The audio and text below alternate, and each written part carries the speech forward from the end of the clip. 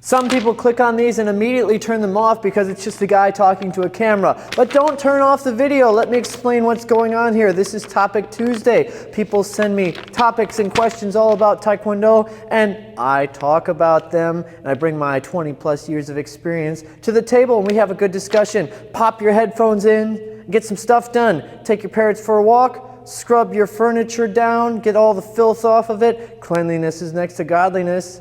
And you can get things done while you listen to Topic Tuesday. Hey, if this isn't what you expected, bookmark it for later and listen while you're doing your chores.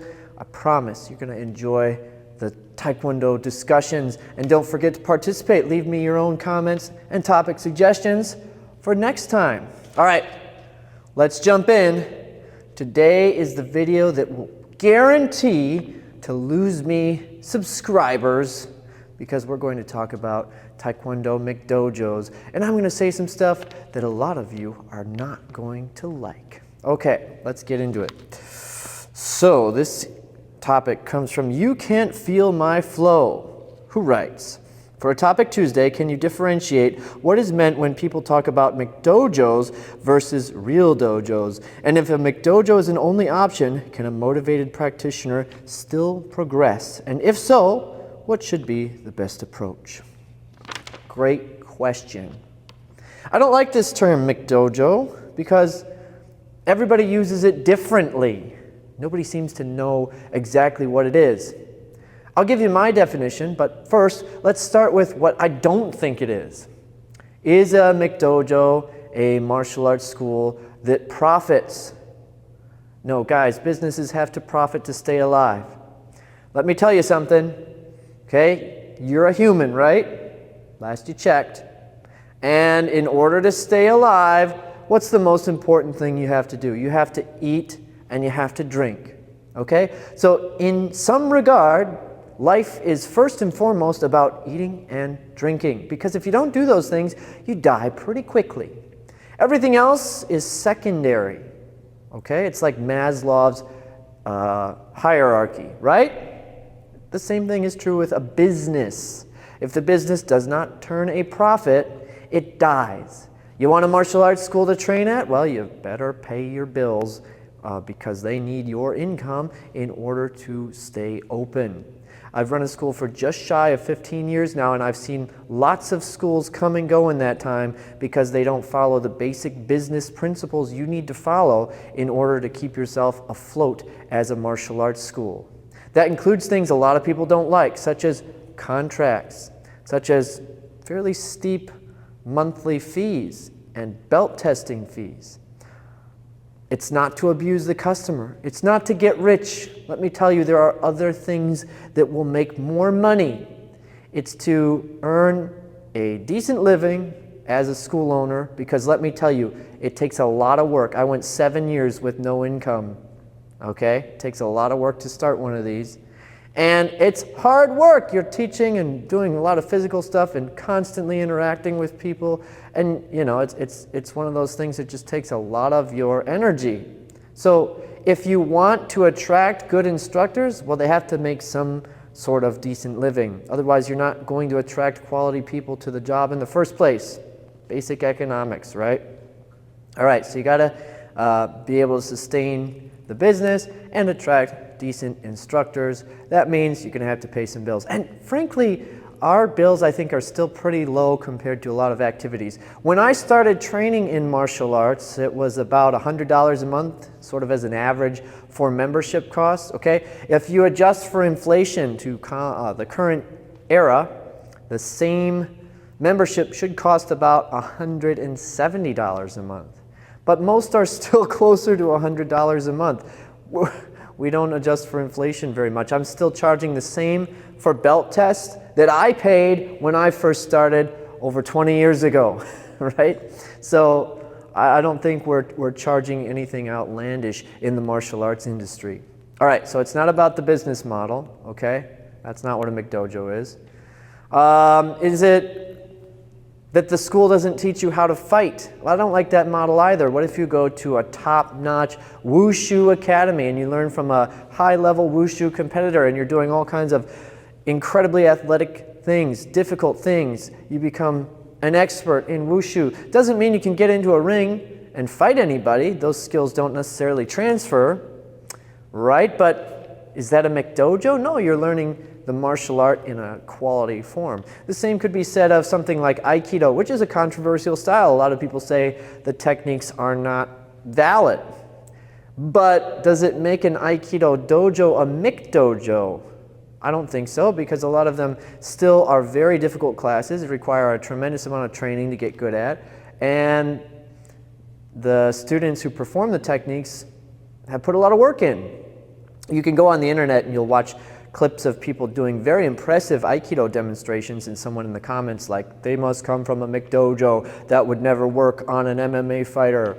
Well, is it a McDojo? Because they still work really hard. They still do a lot of physically intense stuff. You're just saying the techniques might not be valid for a particular environment. I don't think that makes it a McDojo, all right? So it's not the business model. It's not that they charge or use contracts or anything like that. It's not that they don't teach you how to fight. So what is a McDojo? I don't think that the term maps really well onto most martial arts because, well, let's look at the fast food industry itself. What's their model outside of real estate, like with McDonald's? The fast food itself, what's the model they use? Well, they try to sell you low-cost food, and they sell the low-cost food in high numbers, and they use, generally speaking, low-quality materials to make those food items, and the food items themselves are designed to be as addictive as possible, so you come back for more. They don't really care about your health when you eat these things. They just care about making it as cheap as possible so that more people buy it and moving as much of it as they can. Does that model seem to map onto a martial arts school? Like, let me put it this way. If you're buying fast food and consuming it, it's not good for you. Outside of a martial arts school that abuses its students physically, like physically, emotionally, causes them some sort of trauma, martial arts, even if it's a low quality, is good for you. Like, it's better than sitting around. So I don't think it's that. It's not that it's cheap and they're trying to sell it to a bunch of people and move as much of it as they can, because most people accuse people of running McDojos for charging higher prices. So it's not about charging too little. You see the problem? All right, here's what I think a McDojo is. And I've only ever been to one. I've traveled all over. I've trained at a lot of places. I've watched a lot of classes at different places to try to learn what I can. And this particular chain has facilities all over the United States. I will not say their name. But what they do is they take the parts of the martial arts that they think are the most entertaining, the most fun to practice, what the public perceives as the most valuable while at the same time being highly accessible. And that's all they give their students. So basically, they give their customer exactly what they want. They move them through some kind of belt system and don't require that much of their students so that it's easy for them to feel like they're progressing through a martial arts system. And they learn minimal amounts of skill. So I'll give you an example, right? Taekwondo has a lot of things that I lose members on. Okay, first, we all know that in martial arts, kids are your #1 money maker. They make up the bulk of your income. So, forms. Do kids love getting nitty-gritty with forms? No, it's really rare to find a kid who enjoys doing forms, all right?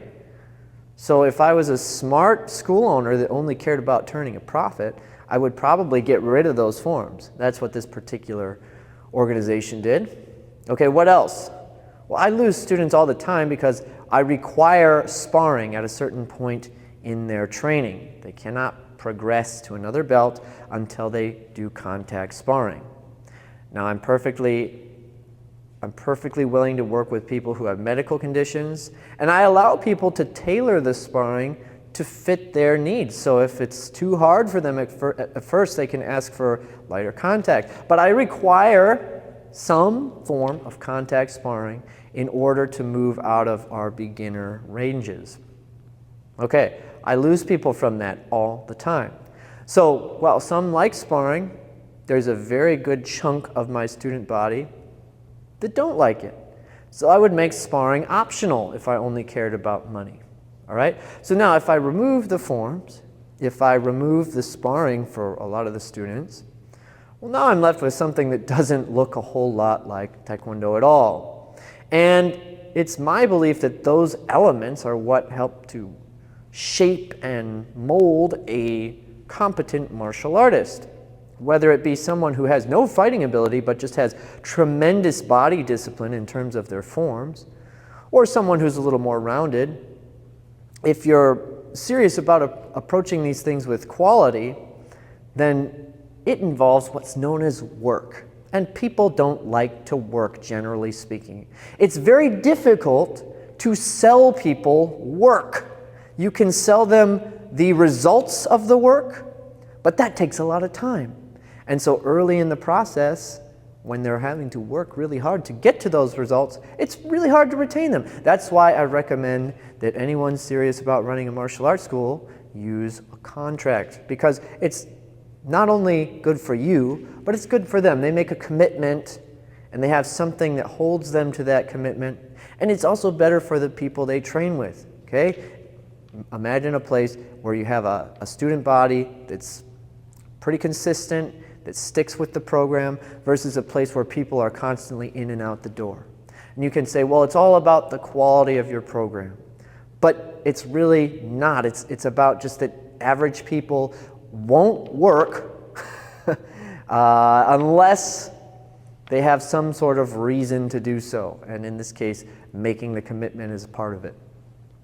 All right, so a McDojo, if you haven't figured it out, in my definition of the term, is a martial arts school that strips down the art itself and gives a very average demographic exactly what they think they want. And then once they end up with a black belt in a system like that, well, they haven't really walked away with a whole lot. They've had a lot of fun in their classes.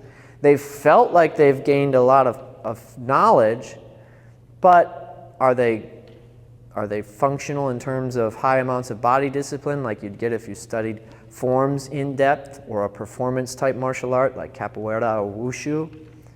No, they don't have that. Do they have any kind of fighting ability? No, they don't have that. They're just being entertained and sold the idea that they're somehow competent in the martial arts. Now, is that bad for them?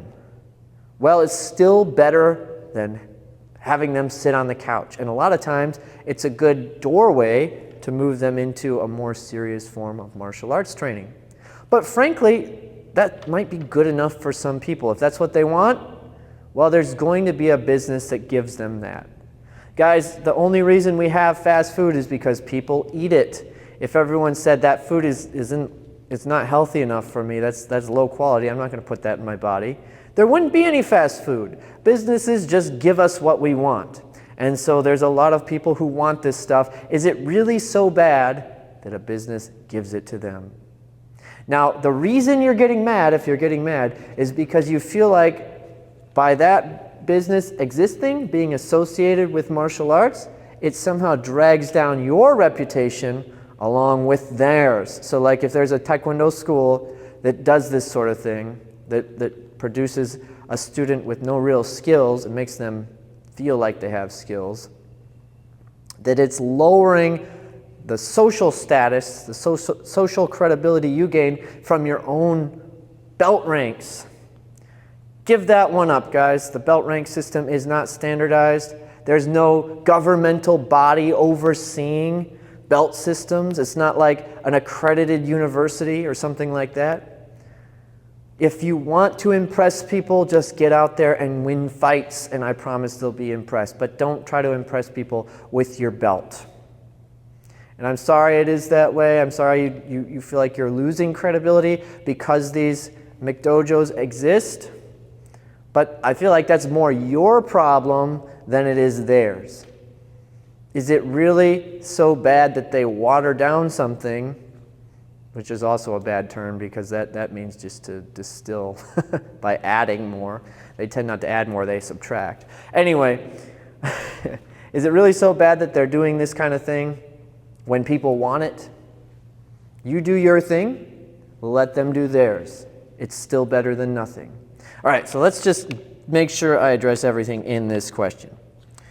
So what's the difference between McDojos and real dojos?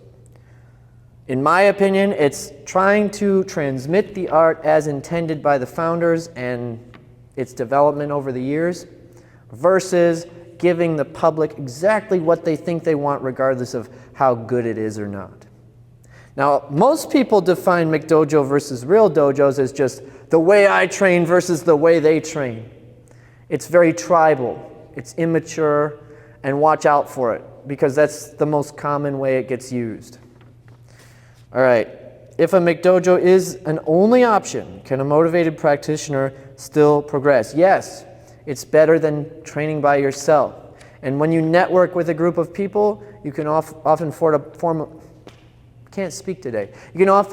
pod of people who can train together. And then you can elevate your skills in that network that you've formed within the McDojo, right? And again, I had a student who moved away, and they were concerned that the only place to train in town was one of these McDojos. And I said, well, it's that or nothing, and there might be a lot of good things you can learn from them. And sure enough, he went to the classes, and he learned things he did not learn from me, and he had a really good time, and he walked away with some good new information. Be open-minded. There's a lot you can learn from just about any organization. What's the best approach? Just don't be arrogant. Go in there open-minded, empty cup, as Bruce Lee would say, and see what you can pick up. I really appreciate that question because I think it's a topic that doesn't get addressed enough, and I can feel my subscriber count dropping already because everyone wants me to bash on McDojos, and I'm not. All right, next question comes from Canned Bread, who writes, love Topic Tuesday. Who doesn't? You should start a Taekwondo podcast. You know, I kind of think of Topic Tuesday as a Taekwondo podcast, so we're already there, right? I'm glad you think so. I hope you enjoyed the eclipse. Yes, I did enjoy the eclipse. That was in last week's Topic Tuesday. All right, so Canned Bread says, I am a woman, and about 15 years ago, when I was looking for a place to practice martial arts in the Midwest, one of the places I called told me that martial arts is a man's sport and that they did not accept female students. Obviously, I didn't listen and pretty quickly found a nice dojang that taught Taekwondo, Judo, and Hapkido. Fun mix. Now I have a second-degree black belt and will be testing for my third-degree black belt this year. Congratulations. My question is, do you think such sexism still exists in martial arts, and do you think it is warranted? Okay, let's address that one first. This has a few questions in it. I have never seen that in my life. I've never heard of a school turning away someone because of their gender.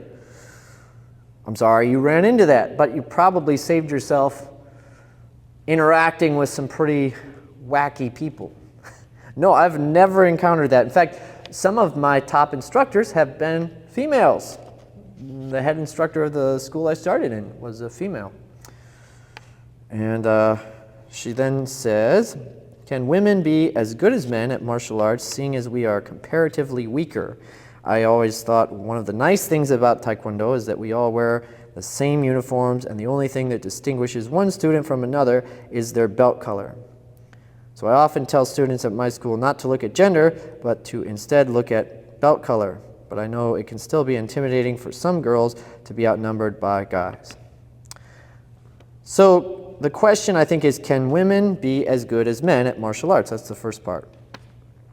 And she says, seeing as we are comparatively weaker. Yeah, so there are some very hard general differences between men and women that give men an advantage in a lot of martial arts. This includes muscle mass, bone density, size, testosterone, all these things that men have more of. Now, you have to look at every individual because there are plenty of women out there, I'm sure, who have more bone density and muscle mass and size than I do. So if you took one of those women and you took me and assumed we had equivalent technique, they should outperform me in terms of speed and power. So it's not something that you can apply with a hard brush stroke, but you can kind of look at general trends. It's going to be harder for women to develop the same amounts of power as men and explosiveness. And if you have a man fighting a woman, the woman's going to typically be at a disadvantage for those reasons.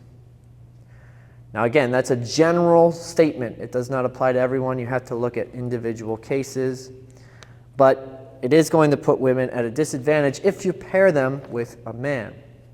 Now, if you're just talking about technical knowledge and ability to execute a technique in sort of a textbook manner, I don't think there's really any difference there. I've seen highly competent women and men, and I don't know that there's any statistical evidence I could point to that gives one gender an advantage over another in terms of just execution.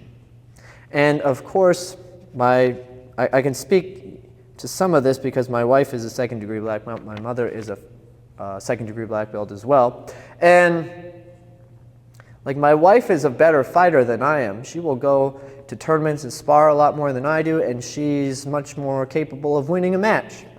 But she can't outspar me because I have a significant size, strength advantage over her. But technically, I think she's better. So it kind of depends on what you're comparing. If you're talking about women matching against men, I can understand why they would get nervous about that, because a lot of times women have to have the male students tone it down a little bit. And this I've talked to my wife about, who's in our school, I think the best fighter here, pound for pound. But it doesn't matter if she's going against a 6 foot whatever young guy who doesn't have a sense of control. She feels like she's at high risk because she just doesn't have enough size to use her technical knowledge to stay completely safe. So she prefers not to engage in those situations. But again, in terms of technical ability, I don't think there's any difference. All right, she then says, we move into self-defense here. I also get asked by my friends if I could win or fight off someone if I got attacked, to which I reply, it is highly dependent on the situation. Yes, absolutely dependent on the situation. I can fight off as many 2-year-olds as 20, 30, I don't know, however many can attack me at once, I can probably fight them off. But one fully grown adult male is going to give me a hard time, even if I'm trained. Okay, yes, highly dependent on the situation, but I think I could at least do enough damage to escape. Do you think women face a disadvantage in self-defense situations? Do you think there's anything we can do to level the playing field? All right, let's start with the first one. So, talking about her being able to fight someone off. When I was like 15 years old, something like that, I was making a kind of a joke video with a friend, and we were doing a women's self-defense thing, and we were just horsing around. And I grabbed her with 2 hands, like a lapel grab type thing, and she hit me with an untrained punch, like one of those downward, I called them bear claws back in the day, downward punches that hit with the fingers. But she hit me right on the bridge of the nose and tracked down onto my teeth, and with that single untrained punch, managed to break my nose and chip one of my front teeth. And it stopped me. So there is an element of surprise that women can take as an advantage. If a man grabs them and they have both hands free, it's not that hard for them to do a fairly significant amount of damage, especially if they have some training in how to throw a correct punch and then get away. And so I think that is definitely a possibility. Now, if it's a fight, that's a different thing altogether. That's where both sides are really trying to hurt each other. See, if a man grabs a woman, he might be trying to get something from her or lead into something a lot more graphic. But initiating with a grab is not really something that's going to hurt the person being grabbed. The person being grabbed has a window at that time to cause an injury and escape. I do think that's highly possible, whereas fighting with a man is going to be a lot harder because then they're trying to deliver a lot of power and hurt you at the same time, and it's going to be hard for you to hurt them when they're actively trying to hurt you in a fight type situation. Okay. And then, do you think women face a disadvantage in self-defense situations? I think everybody faces a disadvantage in self-defense situations because criminals don't attack people who are stronger than them. Okay, it happens occasionally, but most criminals are smart enough to target someone who looks like is at a much lower threshold in terms of their ability to deliver damage. Just think of it this way. If there's a 6'5", shredded gym bro Navy SEAL walking down the street and you're a criminal, you're not going to target that person for an assault. You're going to find someone who looks like you can get away with it easier with. Most of the time in these sorts of criminal activities, there's a surprise element. They're picking on someone who's smaller. There's often numerous criminals. There's often weapons involved. In other words, they pick fights they think they can win. So almost every time the person defending themselves is going to be at a disadvantage. How do you level the playing field? Weapons. There's some line by Smith & Wesson, I can't remember it off the top of my head, but it's about guns being the great equalizer between men and women. And it's true. If a woman is armed with a firearm, then size doesn't matter anymore. In fact, size might be a disadvantage because you're a bigger target to shoot. So if you really are serious about needing to hurt people, always remember weapons are the #1 tool that humans use to hurt other humans. We don't try to do it with our bare hands. Even police forces that aren't armed carry things like batons, simple ways of amplifying your force to do damage to someone else. Self-defense, in terms of actually like needing to hurt someone, not just staying safe, but in terms of if you have to hurt someone, you should be very serious about weapons practice. That is absolutely an equalizer. And she says, sorry for the long post, and I know you are a man. Glad you noticed. So you don't necessarily have the same perspectives as I do. But maybe you could ask one of your female students. Would love to hear their perspectives too. Yeah, so obviously I'm not going to have the same perspectives as a female in martial arts, but I have been fortunate enough to have a black belt mother and wife and be able to listen to their experiences throughout their training. And so what I'm saying here is no news to them. This is stuff we've all talked about before, and they all know and agree with what I've said here as well. Regarding the sexism, fortunately, I've never seen it. I tend to wonder if sometimes people read discrimination into a situation where the other person is just a jerk in general. I have run across plenty of jerks in the martial arts world. I don't know that they're a jerk to exclusively women or exclusively whatever else, but they're jerks in general. So I can see how someone might think they're being discriminated against by someone like that when they're just a terrible person.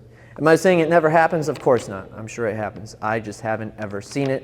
Might just be the circles I run in.